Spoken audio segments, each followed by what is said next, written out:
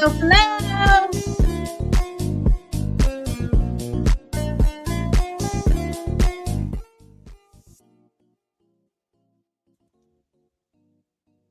All right.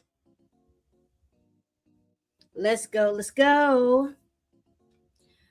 Good morning, good afternoon, or good evening. This is Pamela, and you are watching Pam Entertainment TV.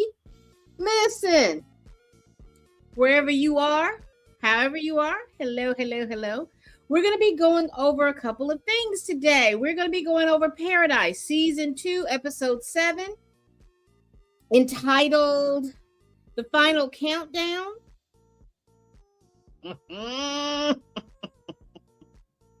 Too much going on in this episode. Now, I will tell you, I thought that there was going to be much more pain given to Gary, but that's not how it happened. So let me do this. I'm going to go over, I have some notes. And I will tell you, I'm going to share my screen really quick.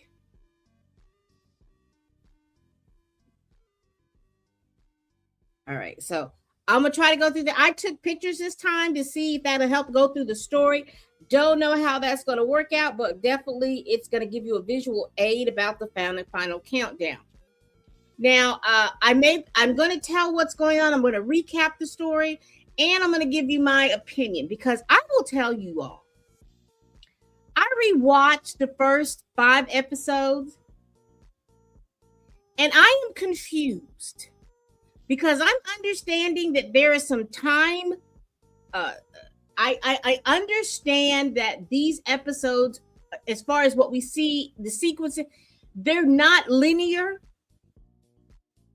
So we're watching things that are not linear, but we're also watching what it appears to be time travel and time manipulation.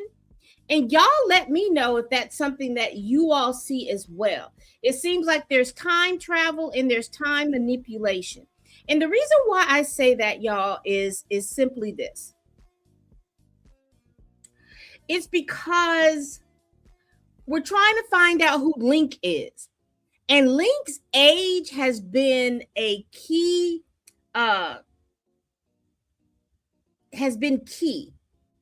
because we hear, you remember when Annie asked him how old he was, and he said he was 26. Then you hear Sinatra ask him how old he was. He's 26. You remember Sinatra is talking with her husband, and she was asking him, how did he? I don't know exactly what it is. We'll get into that later. But he mentioned, oh, well, it's like 26 years. So I understand that the order in which this season has been given to us is not chronologically, but I'm also finding out that there is some time manipulation going on. Think about Bishop in the X-Men. You know, he has the ability to go through time. I think that there has been some time manipulation going on. We finna figure this out, y'all. This is a lot.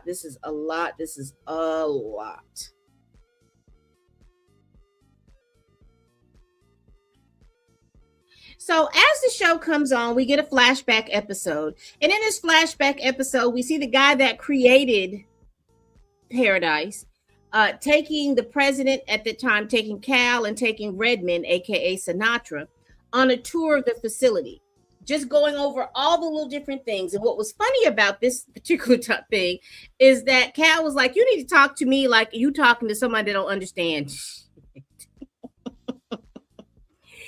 First it was like he was talking like a scientist. He told him to break it all the way down here, like you're talking to a third grader. And he did. And, at first glance, you would think that Cal is ignorant and he doesn't understand, but actually he does. because he goes through with Redmond, all them. Redmond is sitting over there. She's just, she wants Cal to be in awe of the creation, and Cal is. He thanks her all throughout the thing. He says, but he's got some questions, and he's asking questions along the way. They're smiling, they're kikiing, they're doing all kinds of stuff. He's asking all kinds of questions along the way. And he's like, well, take me to the click button. Take me to the place where if something happens, I'd have to press the button. And, Redmond looks at him. Sinatra looks at him kind of crazy. But he does say something, and this is pretty much as this particular sequence goes through. It goes throughout the whole episode. But he does ask at the end, because they were talking about the bunker can survive a nuclear task. It can survive if the systems are failing, or if somebody is coming at them, all these different things. And then Cal asks the most important question. What if all these things happen at the same time? And they kind of look, and he's like, because he goes on all these scenarios. He says the one thing about a civilization, it lasts it lasts a certain period of time, and then that civilization falls. He talks about that happens throughout time. And, Redmond is looking at him like, yeah, whatever, that's not going to happen on my watch. But that is foreshadowing. And we will definitely see that there's going to be some stuff going on about that.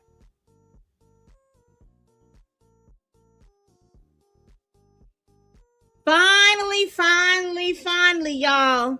Xavier and Terry are reunited. They are reunited at the train station, y'all. And the lady that runs the group wants to interview Xavier about what he knows about the bunker and everything like that. They want to get an interview with him. And, Terry is like, okay, you need to go with them, because Terry had to convince them that he really wasn't a threat, and that the mailman was the one that told them that he was a threat. And so he knew that they had his wife. He didn't realize that they were voluntarily. He said, I ain't come here to hold nobody. Look, I ain't got no beef with nobody. I just want him a woman. I ain't got no beef with nobody. I just wanted my woman. And so they reunite. So he goes in and he talks with the leaders. While he's talking with the leaders, baby, one of the ladies that looks like that she was one of the ladies that was in the bunker with them, passes Terry a note from Gary.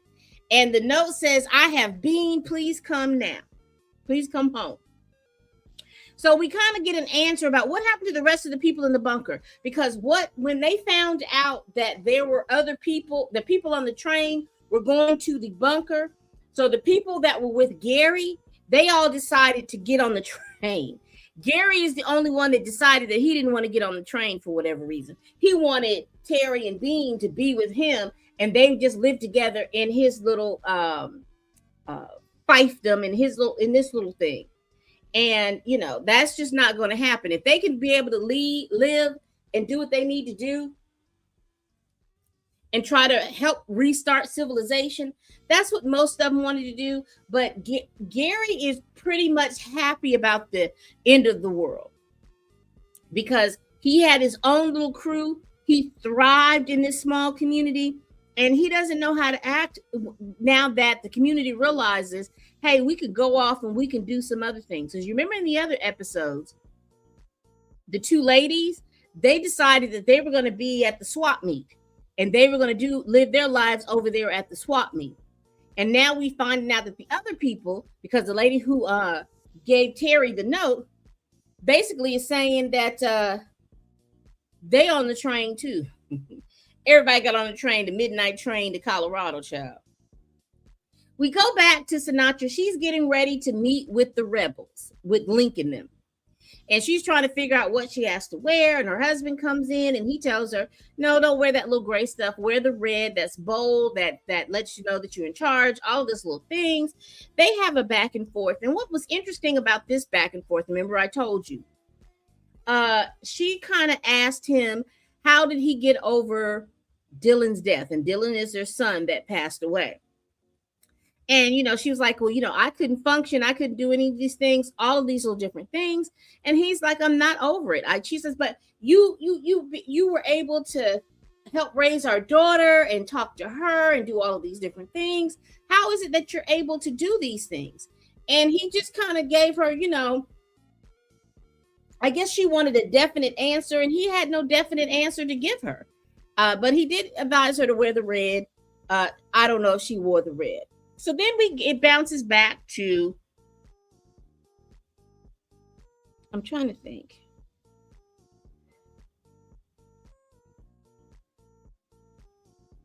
So before this happened, we get to Gabby, and I didn't get a picture of that, but we get to Gabby. She wakes up in her house and she hears a gunshot. She hears something.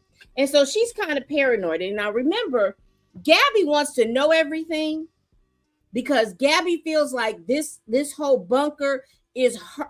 She created this bunker, and she feels like she should know everything, and she knows that she does not know everything. But so she always tries to sit sit beside the seat of power, so that she can know everything. And she's still stumped on who Alex is. She's going through her computers and everything like that, trying to figure out who Alex is. She comes up with no results, and she takes a shower, but she feels like she's being watched. So she leaves her house because she gets an alert on her wristband saying that there is going to be a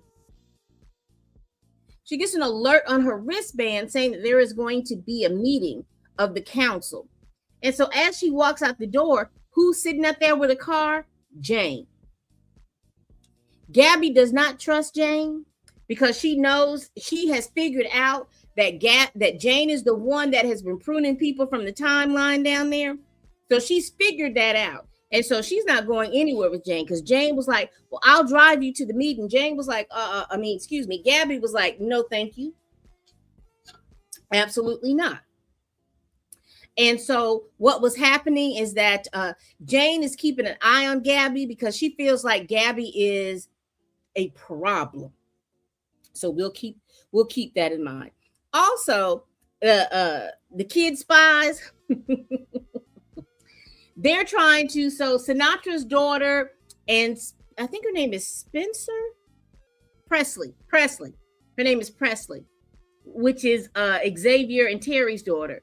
Child, they're getting on the computer, and Sinatra's daughter is hacking into the system because they're trying to find Jeremy. They mess around and get their wristbands calibrated so they can go down to the lower levels.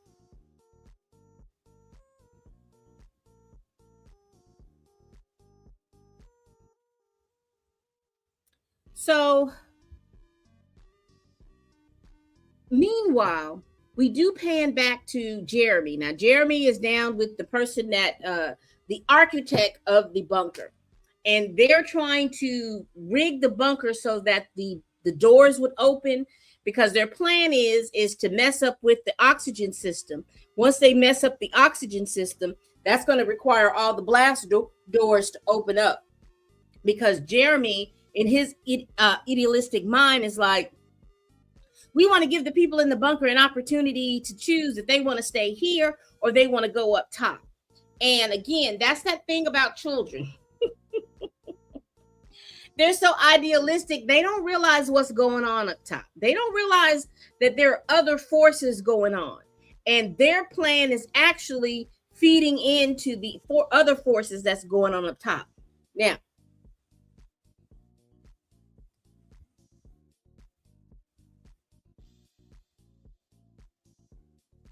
we must realize, I'm just looking at my notes, we must realize that Sinatra understands pretty much everything that's going on. Sinatra understands that they are in the calm before the storm.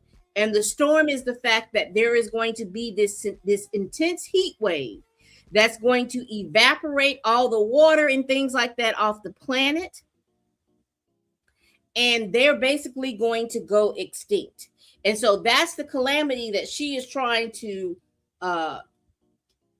usher her people through.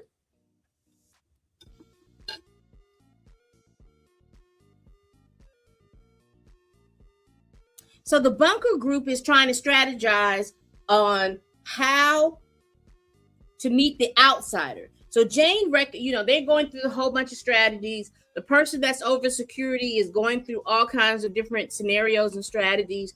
And he tells them, look,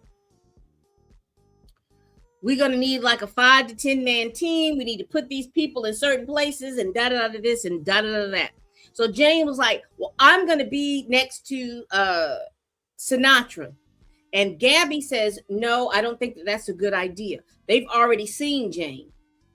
And they're going to think, you've got Jane with you. They already understand Jane and her strategies. You go out with Jane, it's going to be predictable, and you don't want to give them any level of predictability. You need to do somebody else or something like that. I would recommend that Jane doesn't go. Why did Gabby say that? Because it ended up Sinatra agreed with her. Redmond agreed with her. But Jane was pissed. Do you hear me? Jane was pissed. And I already knew the writing was on the wall for Gabby. Jane was ready to prune Gabby from the timeline.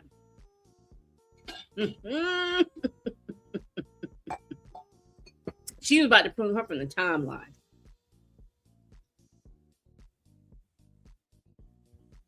So meanwhile, we get back to Atlanta, and the train administrations meets with Xavier, and they are very satisfied with what Xavier has to say about the bunker.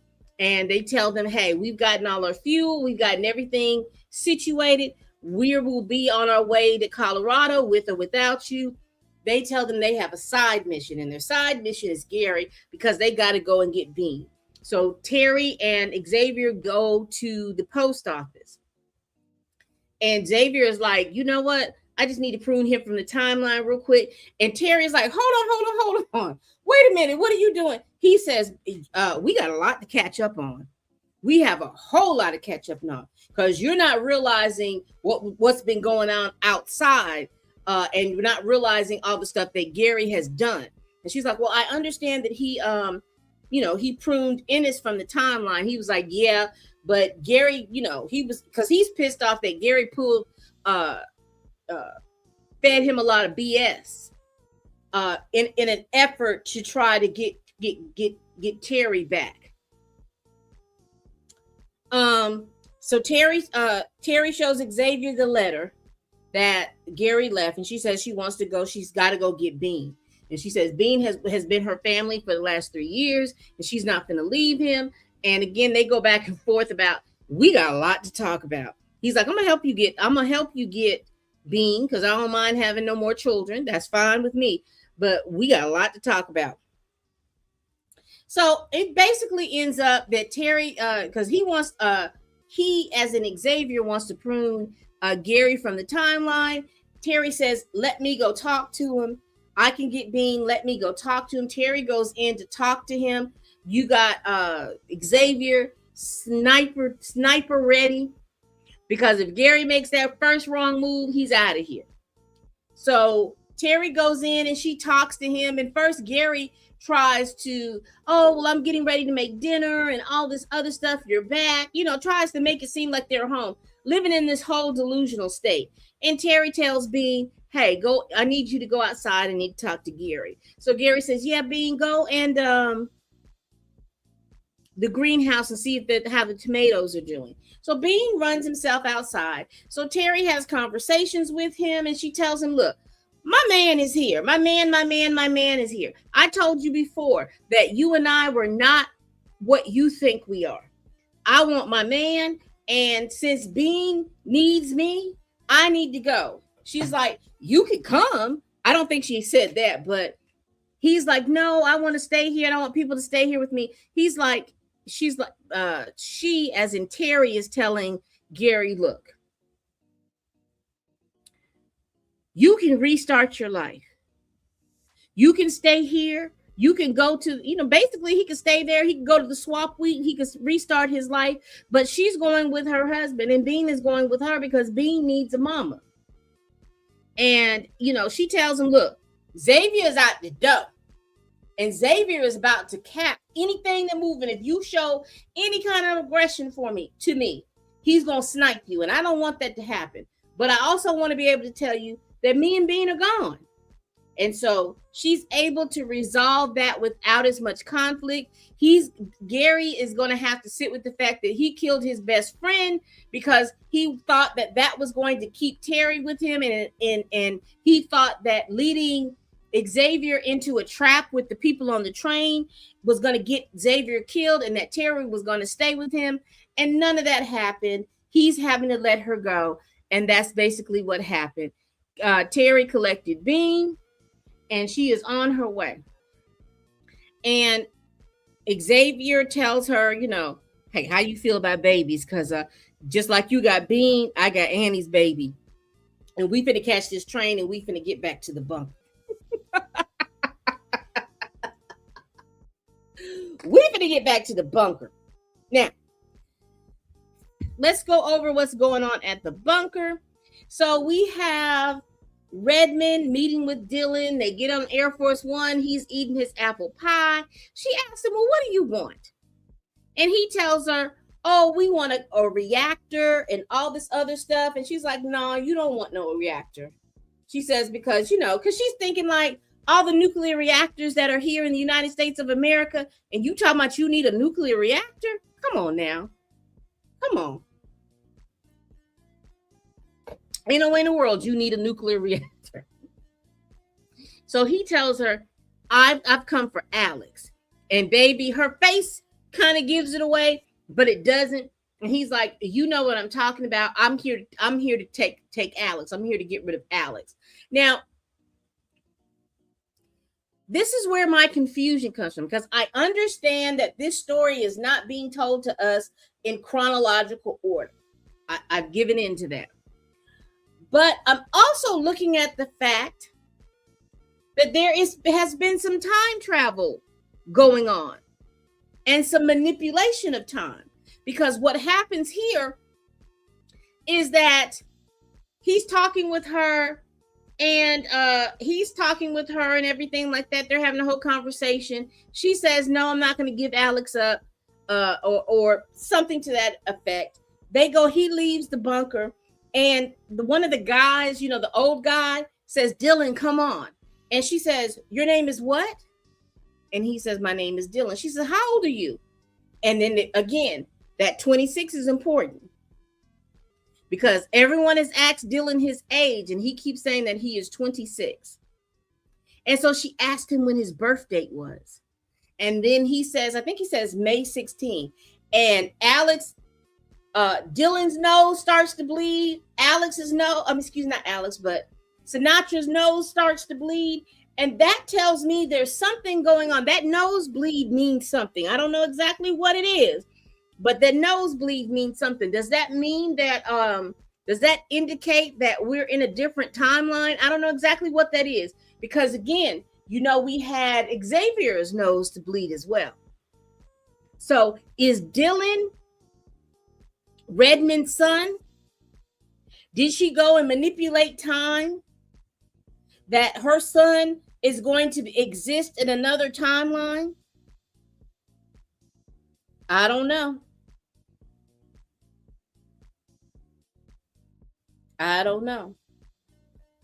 Baby, Sinatra gets back home, and Dylan and his crew leave the bunker.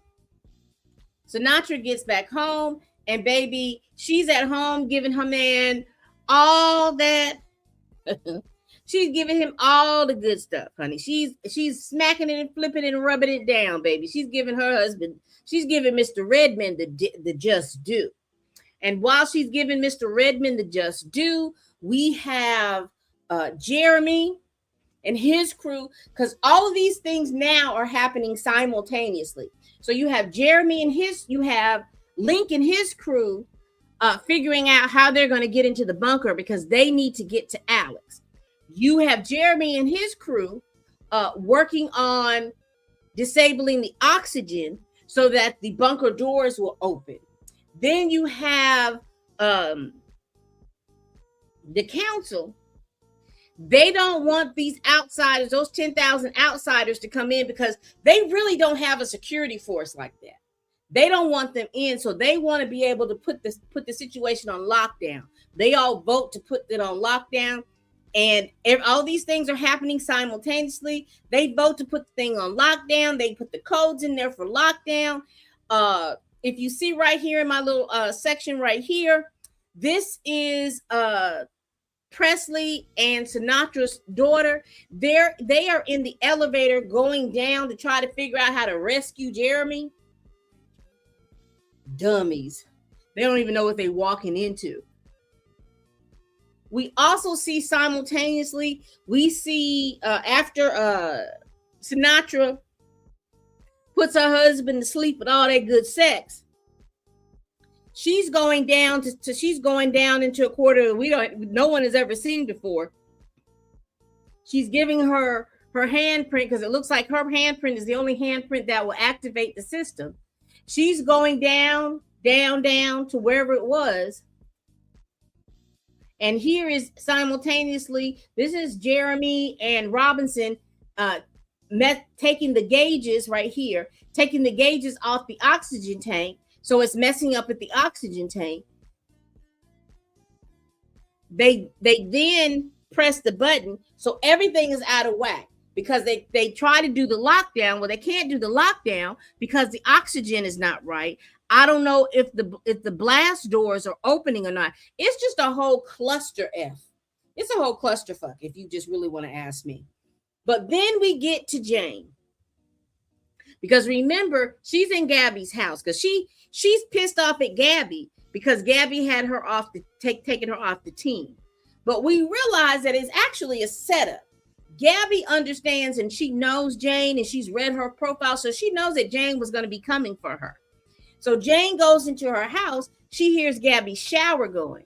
So she creeps on to the shower with her gun, because she's about to prune Gabby from the timeline. But as you see in this blurred picture that I blurred, that didn't happen, because Gabby came up behind Jane and punctured her in the back. And then Jane fell forward into the shower, as you see here, and then she preaches to her back, and she realized that she is bleeding, and she ends up, she's pruned from the timeline, and Gabby is showing that she is pruned from the timeline. And at that same time, we see Redmond go down and say, "Hello, Alex." And baby, that was the end of the episode. That is the end of the episode. You hear me?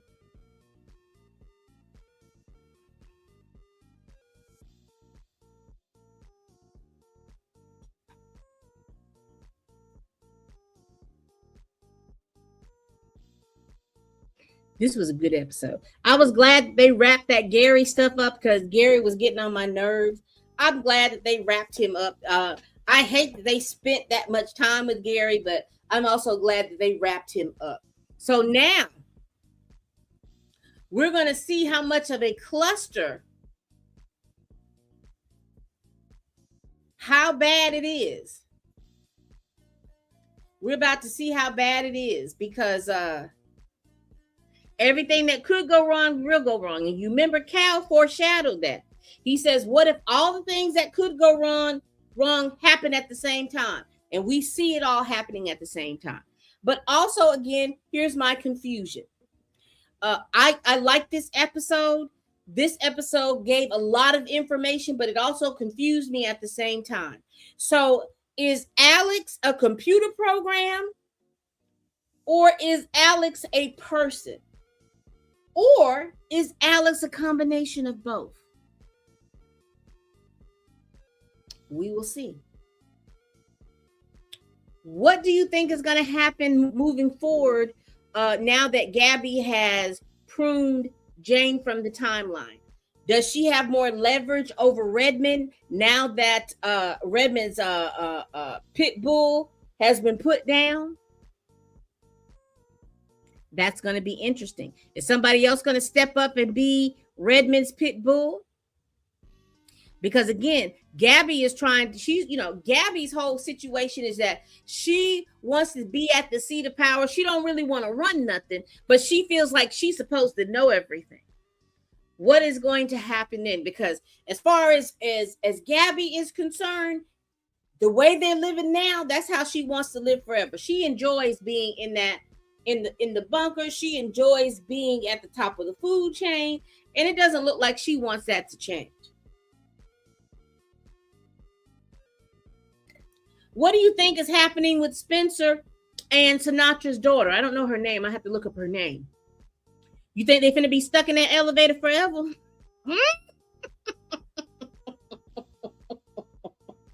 Just going off half cocked. What happens when Terry, the two children, and Xavier get back to the bunker? Are they gonna let them in? Are they gonna be on lockdown? Baby, we finna find out next week, honey. Tell me what you think of this episode. Put it down in the comments. Are you as confused as I am? And it's a good confusion, because the confusion means that I don't have the answers and I don't know what's going on. The confusion is everything to me. All right, people. Please like, comment, and subscribe. Please share this video if you care. Y'all, please tell a friend, tell a kin, tell a coworker, tell that heifer that you can't stand that I'm over here making these videos. And as always, people, bye-bye. Oh, Jane.